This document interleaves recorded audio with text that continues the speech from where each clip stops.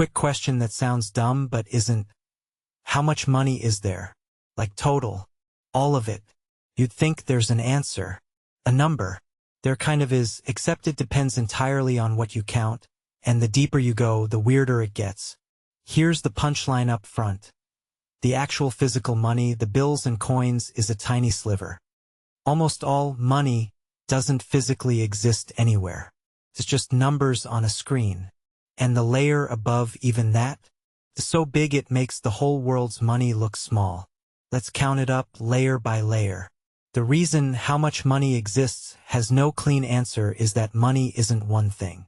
When you say money, you might mean the cash in your wallet, or the number in your bank app, or your house and your 401k, or all the stocks and bonds in the world. Those are wildly different sizes, and they're all sort of money. So economists don't ask, how much money is there? They ask, how much of which kind? And they literally have named tiers for it. Boring names like M0, M1, M2. Sounds like a robot. But each tier is just a bigger circle drawn around what counts as money. Let me draw the circles, smallest to biggest, and you'll see why the final one is absurd. These aren't made-up numbers. They're from the Federal Reserve, the Bank of England, the Bank for International Settlements, and the UBS Global Wealth Report.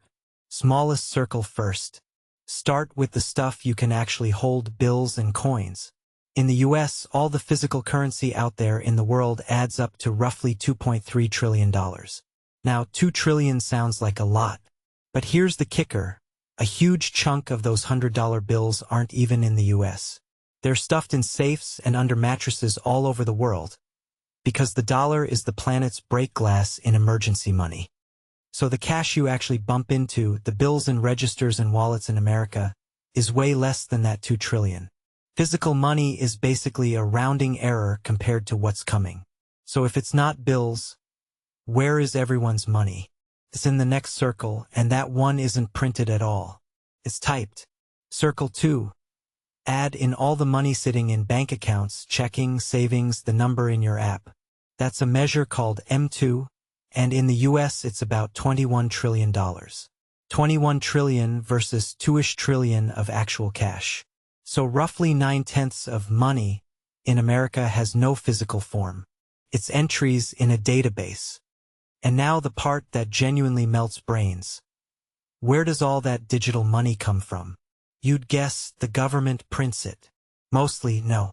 According to the Bank of England, a central bank, not some conspiracy channel, most money is created by regular commercial banks the moment they make a loan.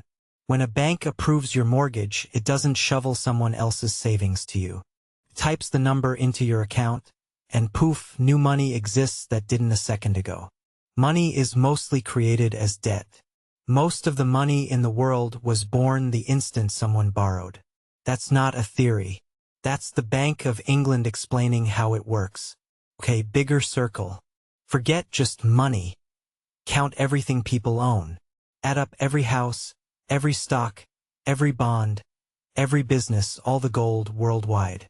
That's total global wealth, and it's around $450 trillion. 450 trillion.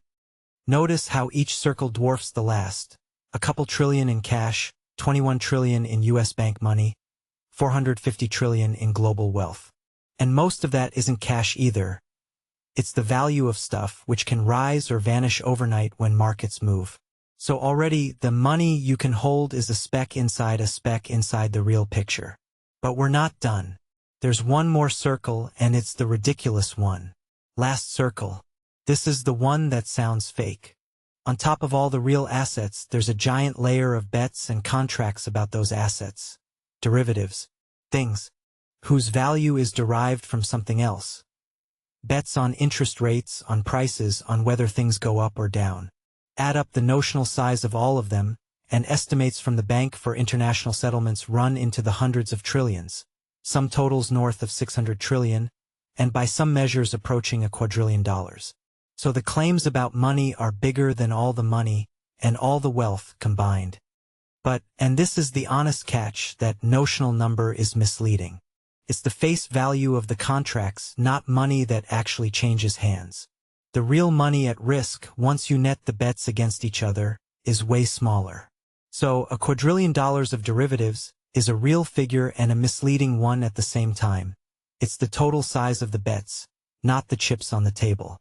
So, how much money exists? The honest answer is, pick a circle. A couple trillion if you mean cash you can hold. Around 21 trillion if you mean US bank money. 450 trillion if you mean all the wealth on Earth. Hundreds of trillions more if you count the bets on top. There's no single amount of money. Because money isn't one thing, it's a stack of layers, each one mostly made of promises about the layer below. And here's the thing that actually matters for you. If most money is created as debt and the whole system is layers of claims, then money is really about trust. Trust that the numbers in the database are good, that the loans get repaid, that the bets net out. The cash is the tiny physical tip.